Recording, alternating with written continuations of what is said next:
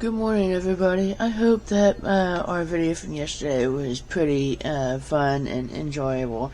So today we got some more fun fire videos coming up. And if you don't like how I've been doing my intros, go ahead and click off the video now. Otherwise, here we go. Dear God, I just pray that we have a good day today, and I pray that all prayers can get answered. Mine, my mom's, my granddad's, people at church today, people watching my video, just anybody that needs a prayer, Lord, I just pray that you answer it. And I just pray that you're with everybody, every follower of you and your Son, Jesus Christ, Lord. And because you did say that you would never leave us nor forsake us. So, Lord, I just want to give you thanks for getting us down here safely and letting us spend time with my granddad. And I just pray that the apartment is still a go and it works out, and it's all in your will, Lord, not mine but yours. So if it's in your will, Lord, I just pray that we can get this apartment. In your Son Jesus' name I pray. Amen. And the scripture of the day says, "Will there not be peace and security in my lifetime?" 2 Kings 20:19. And the story of the day says, "Do you want to see my scar? My friend Bill had been paralyzed from the chest down after falling off a ladder years ago, and now he was in the hospital for a severe infection acquired during surgery. As we discussed his new challenge, he lifted his blanket to show me the long incision made to treat his infection. 'Does it hurt?' I asked. 'I can't feel it at all,' he said. As soon as he said it, I felt convicted. During all the years I've known him as a friend, I've been aware that his injury prevented both his mobility and ability to feel. I was embarrassed that I hadn't had more empathy for him and his injury to better understand what he faced daily. My lack of thoughtfulness about my friend reminds me of something King Hezekiah of Judah did. When the prophet Isaiah told him that everything in his palace would one day be carried off to Babylon and his own descendants taken away, from 2 Kings 20:17-18, Hezekiah was pleased, for he thought, will there not be peace and security in my lifetime? Even though he was a good king, Hezekiah was focused more on himself than on what others would face. How different God is. That is love, John wrote.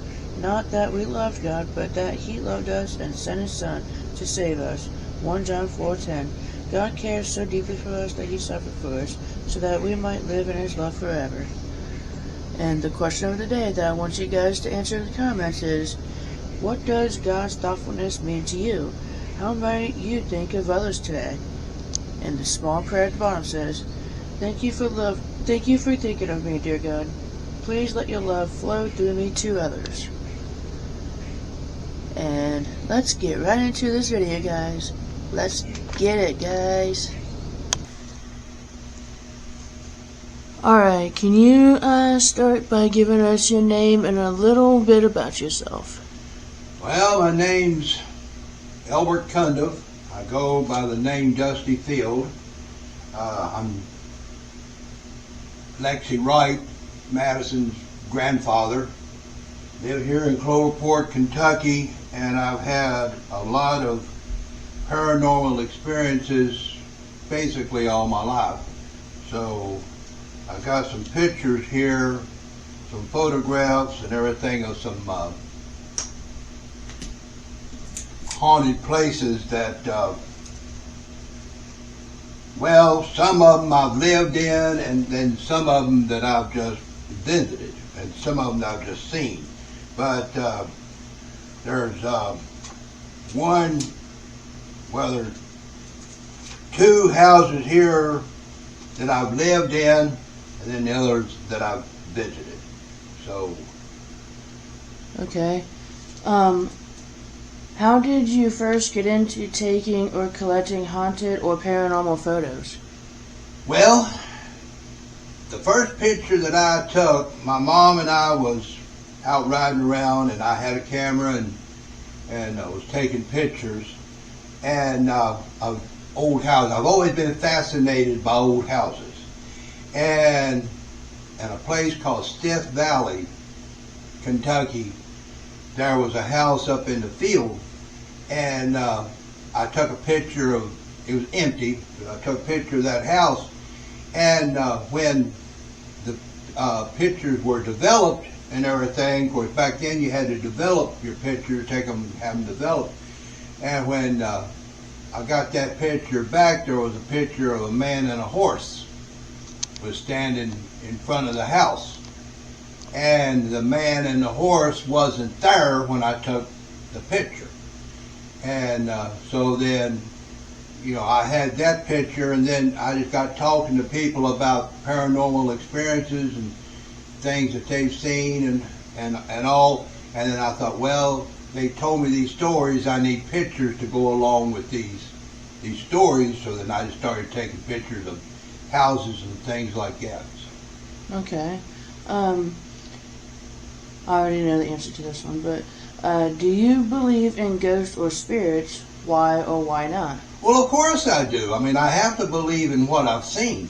And that'd be like, you know, seeing anything. If you're seeing it, you've got to believe what you're seeing. And I've seen a lot of, you know, a lot of ghosts and stuff. And like at a place called Hope Mansion down here in Stephensport, there's a girl ghost, which I've got, you know, that picture here that I'll show. And she, you know, she died there. She was worked for the Holts and everything. And I actually walked from the Holt Mansion to the cemetery with her. And to, you know, and also, I mean, that'd be like looking at a tree. You know, if you're looking at a tree and you believe in what you're seeing, a tree, I have to believe in what I've seen. So yeah, I believe in ghosts and always have. All right. Have you ever experienced something paranormal while taking one of these photos? Well, yeah. No, I don't know. Yeah, I guess I did, because not actually while taking the picture, but I guess maybe no. I don't really guess I really experienced anything while I was actually taking the picture. Okay. Now we're going to get into you showing each picture, but with starting off with your first picture, can you tell us the story behind this photo, where and when it was taken? Okay, this first photo here is the house. It's a house in West Harrison, Indiana, and I don't remember now if it was Jenny and Michael, or if it was just, or who, but anyway, we was on a walk. Do you remember, Jenny, who?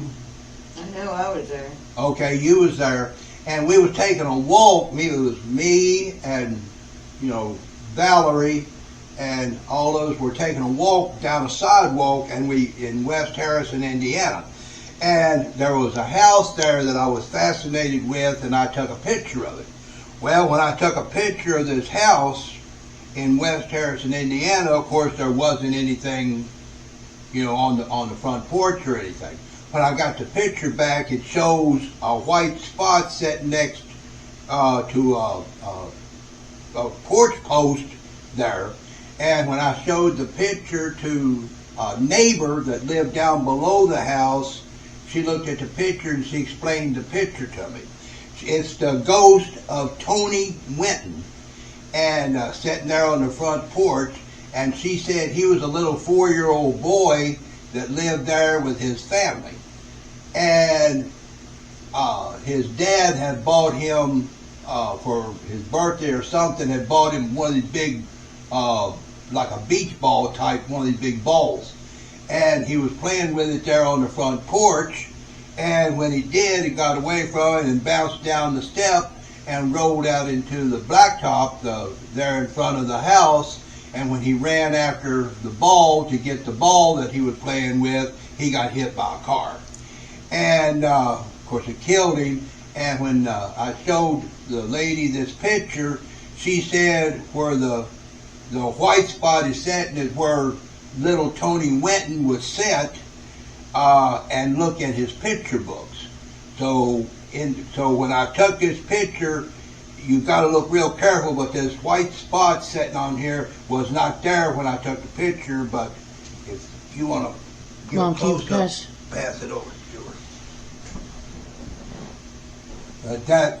That white spot right there sitting next to that porch post is where he would sit and look at his picture books. And that's in West Harrison, Indiana. Now, I don't know if that house is still there now or not, but it was then. Go ahead and continue telling the story about each photo, but I'm going to ask you another question. What exactly do you see in this photo that you're about to show next that makes it haunted or unexplained? This is a picture that belonged to a lady by the name of Willie Edith Allen.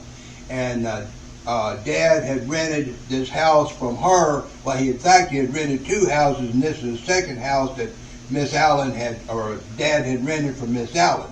And it's on a street called Wooddale Road. And what made this house haunted was at one time there was a young couple had lived in this house. And this young woman and her soldier husband. He was stationed in Fort Knox. He was a soldier in Fort Knox. And apparently they had eloped because he didn't know a lot about her family or anything like that. Well, while he was in the Army, stationed at Fort Knox, she got sick. And she was in bed. Well, I guess her brother or something had gotten word that she was sick, so he came to visit with her. And so while he was visiting, his sister there, her husband, this young soldier, got a furlough or leave or whatever it was to come in. He didn't. And so when he walked in, the brother was getting ready to leave.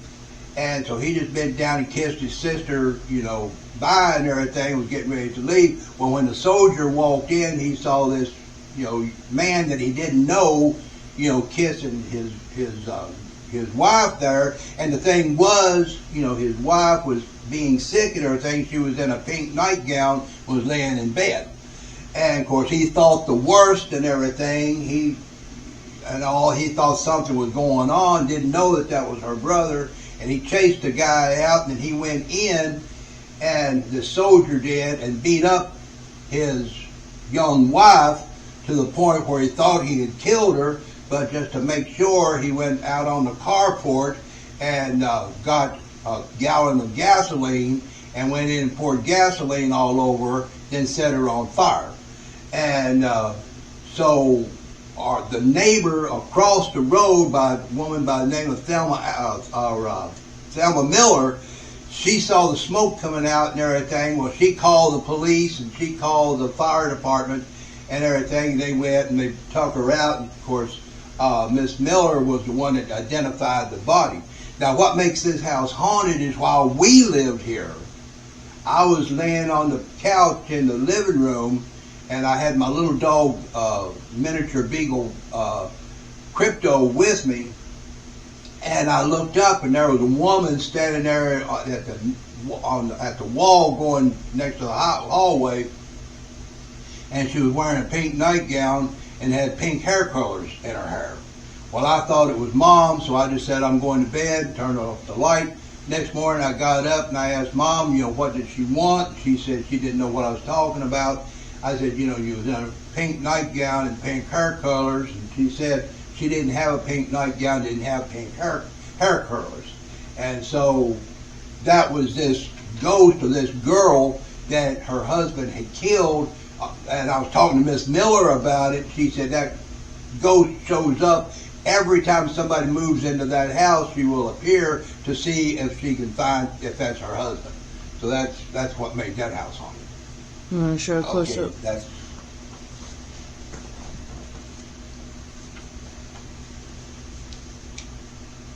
And that's on Wooddale Road in Brandenburg. Okay. Alright, with your next picture. Was anyone else present when this picture was taken? Did they notice anything strange? Okay, you're talking about this last picture that I showed, Miss No, Allen? the one that you're doing Oh, now. the one here? Yeah. This one here? This is a house called the Miracle House in Irvington, and it belonged to Tom and I don't know if it still does or not, but it did belong to Tom and Geneva Miracle. And there was a lady by the name of Eva Kerrigan used to live there with her father. And she never married, and she lived with her father and everything. She was an elderly lady and everything. And they said that she really loved her house to the point where anytime she would ever go anywhere, she would say goodbye to her house. And so she got sick, and that was back when doctors made house calls. And the doctor was called, and he went in to see about her, and to doctor her and all, and so she was to the point where she had to go to the hospital. She refused to go and said she wasn't going to go. Well, the doctor gave her a shot so she could be transported to the hospital, and apparently something went wrong, and she had a negative reaction to the shot, so she died. And she died in the house. And my granddad actually knew Miss Eva, said she could play the piano real well. She played piano at church and all this. She's buried with her dad up there in Cedar Hill Cemetery in Irvington. And so my family and I, it was me and Valerie and Valerie's brother Dale and my kids at the time. They went down to see my mom and dad and granddad for Christmas. And I had a camera with me, and so we went up. I wanted to take a picture of Miss Eva's house, well, the Miracle House. And it was Valerie and me and Dale was all together there in front of the house. I took 4 pictures. It was with one of those cameras that takes its own pictures, one of those Polaroid in-step or one-step cameras that takes its own pictures and shoots out there. And when I took 4 pictures, and none of the pictures came out of the house. It was just all in a blur. So I made a comment to the house. I said, Miss Eva, I think you have a very beautiful house, and I'd like to get a picture of it. Well, the next picture I took came out clear, came out great. And so we walked up to the front porch, and I knocked on the door. And as we was waiting for somebody to open the door, we could all hear piano music being played. And a man opened the door, and I introduced ourselves and everything, and I said, look, I'd like to come in and all. He said he couldn't let us in because he was a visitor and the Miracles weren't home. And I made a comment that I liked his piano playing. He said he wasn't playing the piano, that he couldn't play. I said, well, we heard piano music playing. He said, yeah. I said, you hear that all the time. So anyway, this is called the Miracle House in Irvington, Kentucky, and it's haunted by the ghost of Eva Kerrigan. There's that picture.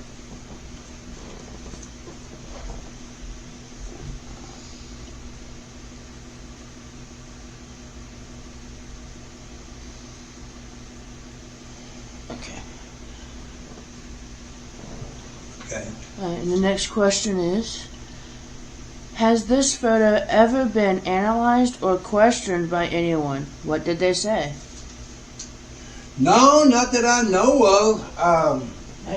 Now this, no, I don't guess. This last picture is, it's kind of like 2 pictures goes together. It's a place called, it was down there in Irvington, and a guy by the name of Harry Richardson owned the house, and Dad had rented this house from Harry Richardson. Well, this house at one time was a cabin that was built and lived in by 2 brothers by the name of Bob and Emmett Smith. And it was just a cabin. Had an upstairs to it, and then lower floor, and it was Bob and Emmett Smith lived there. And in the process of time, Bob Smith got married, and so he married, I can't think of her name right now, but anyway, he married this woman. Well, she didn't like his brother Emmett at all. she didn't like him, and at all. And so Emmett Smith had heart problems. He had real bad heart problems. He was on medicine. Well, one day Bob Smith said he was going to Irvington. This is back when people rode horses and rode around in wagons and stuff. He said he was going to Irvington. Well, and he told his wife, he said, keep an eye on Emmett, his brother. Well, while he was gone to Irvington, she went upstairs, and his brother Emmett was asleep in bed. So she took his heart medicine and took it downstairs and locked the door going upstairs. And when he woke up, he needed his heart medicine, and he reached for his heart medicine, and it wasn't there. So he came down the steps and tried to get out. Well, he couldn't get out because of the door being locked. And he knocked and shook the door and knocked on the door and all this kind of stuff trying to get out. And of course he couldn't get out, and so he went back upstairs and fell across the bed and died. And after a little while, she went up to see about him and found him laying there on bed. Well, she repositioned him so it looked like he just died naturally in bed, and put the medicine back on the table. Well, when Bob, his brother, came back from Irvington, he asked her if she heard anything from his brother Emmett, and she said no. Said, it was all quiet. He went up there and, of course, found his brother dead. And when we lived there, and a lot of people, not only us, but a lot of people would hear it. When we'd be sitting in the living room, we could hear that door going upstairs rattling, and hear knocking and rattling of that door. And a lot of people would hear it and want to know what that was. And of course, Dad would say it was the wind or something like that. So I was curious, and so I finally was able to get the door open and went upstairs. And the windows upstairs was nailed shut, so there was no way for wind to get in there and rattle the door. And so a lot of people, not only us, but a lot of people heard that door rattling and heard the knocking on it and everything. Of course, Dad always passed it off. But and then when we first moved there, I think it was the first or second night that we was living there, I heard a heartbeat. And I went in there and I woke up. I tried to wake up Dad, and he wouldn't wake up. He was asleep, and I woke up Mom, and she heard it too. And the more it would beat, the louder it would get, sort of like the Edgar Allan Poe story about the heartbeat. And then all at once it just quit. And so I heard it, and Mom heard it, and everything, and it quit. But that was called the Bob and Emmett Smith house in Irvington. Of course, that house is gone now, so it's not there. But I told Harry Richardson, the guy that owned the house, that I wanted the door, but he never did give it to me, so I never was able to get it. But anyway, here's the picture of the Bob and Emmett Smith house, and then the other picture is the picture of the haunted door. All right, save that picture for the next question.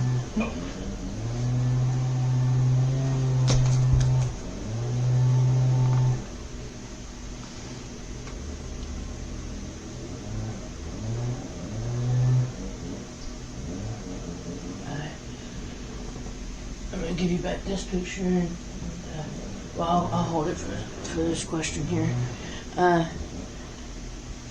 Okay.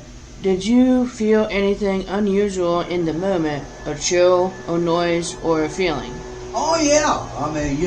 We would get, goosebumps and all this kind of stuff. And every time, we would hear the knocking or rattling of the door, we'd always look over there at it and everything. And curiosity was the basis, or the basic feeling that I had, that I was determined that I was going to get up there and see what caused that door to rattle.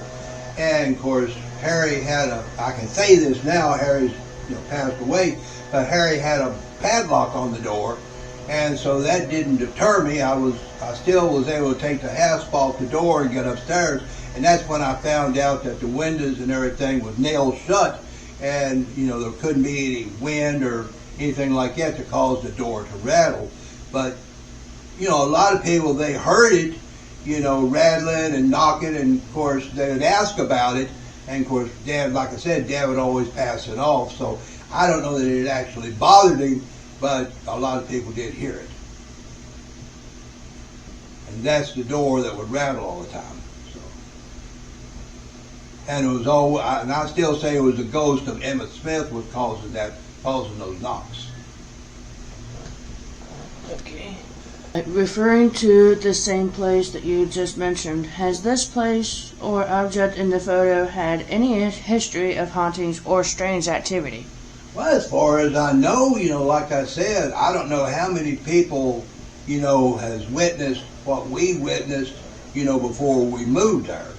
Harry said he heard it, and I was talking to him. He was the one that owned the house at the time, Harry Richardson, and he said he's heard it, and he said he didn't like going in that house, you know, by himself, because he just felt like, you know, Emmett Smith was still there. And I asked him if he knew Emmett Smith, and he said he didn't really know Emmett Smith, but his dad did. And of course, my granddad, Charlie Cundiff, he knew Bob and Emmett Smith real well, and his wife's last name was Spink, and he knew her. And of course, Granddad said, you know, that woman wasn't, you know, very friendly at all. She wasn't, you know, and all this kind of stuff. He said he didn't know, you know, why Bob married her. But anyway, my granddad actually knew Bob and Emmett Smith both. So he knew them real well. And being around Irvington, you know, everybody knew everybody anyway. So a lot of people, you know, witnessed that. So.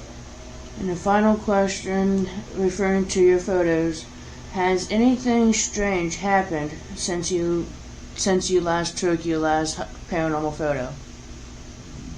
No, I can't say it has. I guess the last paranormal photo I took was the Holt Mansion, and of course there in Stevensport. Of course, when I go to the Holt Mansion for those open houses, this last time I went to the Holt Mansion was last year in September. On the second floor, which was Mary Brown's room. Of course, she was standing there. I mean, she was just standing there between the two windows, and I was sitting there talking to her. And people would walk by and want to know who I was talking to, and I told them I was talking to Mary, and they couldn't see her. And I said, well, because you can't see her, there's no sign she's not there. And I would sit there talking to her, and she could see people, you know, passing by and everything, and she would wave at them and all this kind of stuff. Of course, they couldn't see her. And she made a comment to me. She said, it's bad that I can see them, but they can't see me. And I said, well, I can see you. And so I just sitting there talking to her. So I guess as far as that goes, the pictures that I took of the Holt Mansion, or the Joseph Holt Homestead is what it's called, where Joseph Holt was born and raised. And you know, it's haunted by Mary Brown and a little month-old baby, Joseph Holt, that died there. But anyway, that's about the last experience that I've had with that. Okay. Out of all the photos you have, which one gives you the biggest chills and why? I don't know, really. I guess maybe not chills exactly, anything that would be of a fearful nature, but the one that I like the best, I guess, would be the Joseph Holt Homestead, Holt Mansion, because of the fact that it's still there. And I can, when they have open houses and stuff, I can go inside of it, and that gives me a chance to visit with Mary.